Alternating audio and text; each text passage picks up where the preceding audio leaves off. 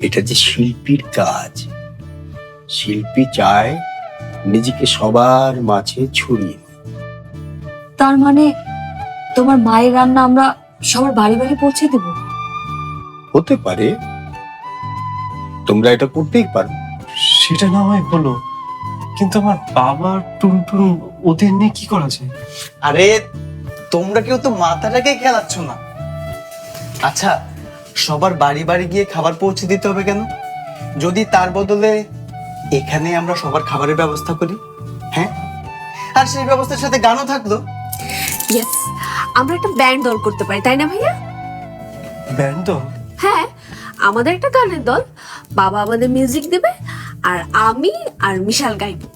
থাম থাম, তোরা কি থেকে কি বলছিস আমি কিছুই বুঝতে পারছি না।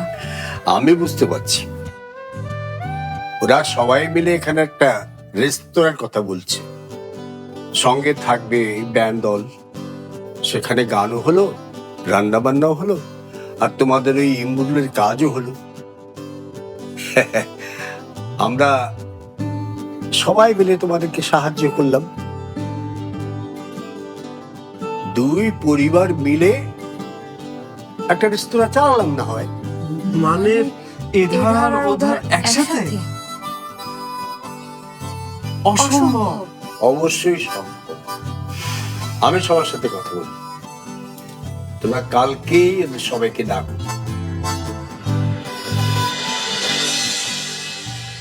তাহলে এতদিন ধরে যেটা ভেবেছি সেটাই ঠিক? এই বাড়িতে তাহলে ভূত থাকে? এভাবে ভূত বলবেন না আমাদের। রাফা, আমি কি স্বপ্ন দেখছি? স্বপ্ন দেখবে কেন? যা হচ্ছে চুপচাপ দেখে যাও। মিশাল, তোরও কি ভয় করছে না? ভাইয়া, ভয় লাগবে তো ভয়ের কোনো জিনিস দেখলে, আর এখানে তো সবই সুন্দর।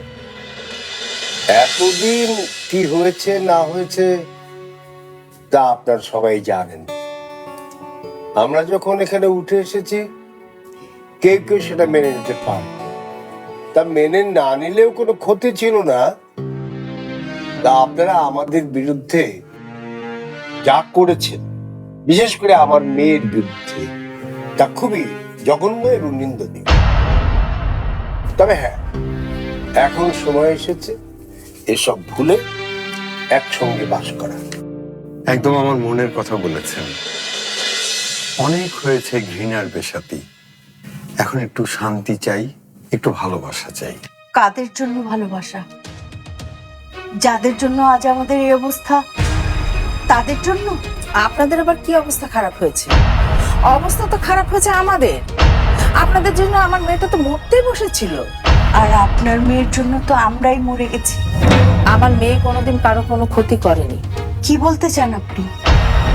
আমি মিথ্যে বলছি? আমরা মিথ্যেবাদী? আপনারা কি সেটা আমার জানার বিষয় না, কিন্তু আপনাদের জন্য আমাদের যে ক্ষতি হয়েছে তার কৈফিয়ত কিন্তু দিতে হবে। হচ্ছেটা কি? এখন দুই পক্ষ লড়াই করলে হবে?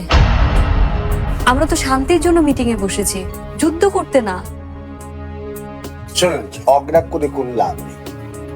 আমরা সিদ্ধান্ত নিয়েছি একসঙ্গে বাস করার, কিন্তু ও পক্ষের কোন সিদ্ধান্ত আমাদের এখন জানানো হয়। আমরা রাজি। রাজি মানে? তুমি বললেই হবে? আমরা রাজি না। আমি তো নই। তোমরা যদি রাজি না হও, তোমরা যেখানে খুশি যেতে পারো। যারা শান্তির পক্ষে তারাই শুধু এখানে থাকবে। আমারও বক্তব্যই একই। এখন সিদ্ধান্ত তোমাদের, তোমরা কে কি করবে ভেবে নাও। থাকবে নাকি চলে যাবে? একসঙ্গে থাকার প্রথম ধাপ হলো আমাদের একটা রেস্টুরেন্ট ওপেন করা। কিন্তু রেস্টুরেন্ট, রেস্টুরেন্ট মানেই তো রান্না, রাঁধুনি লাগবে। কোথায় পাবে রাঁধুনি? মা, আমরা তো রাঁধুনি খুঁজছি, নিশ্চয়ই পেয়ে যাব, নাকি বলো তথই? আমি থাকতে বাইরের রাঁধুনি কেন আনতে হবে? মা, তুমি পারবে? পারবো না মানে? এরকম 10টা রেস্টুরেন্ট আমি একাই সামলাতে পারবো।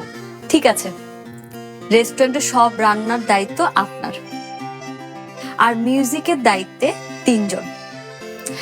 আর 3 জনের মধ্যে মিশাল গাইবে, টুনটুনও গাইবে, আর সমস্ত মিউজিকের দায়িত্বে থাকবে নিজাম আঙ্কেল। এত বড় সম্মান আমাকে দেয়া হচ্ছে। আপনি ছাড়া এই মিউজিকের ব্যাপার আর কে ভালো বোঝে? আপনি তো সবাইকে পাগল করে দিবেন। আর রেস্টুরেন্টের ম্যানেজার হবে পাপিয়া, কারণ আজ পর্যন্ত তার চেয়ে ভালো করে আমাদের সংসারকে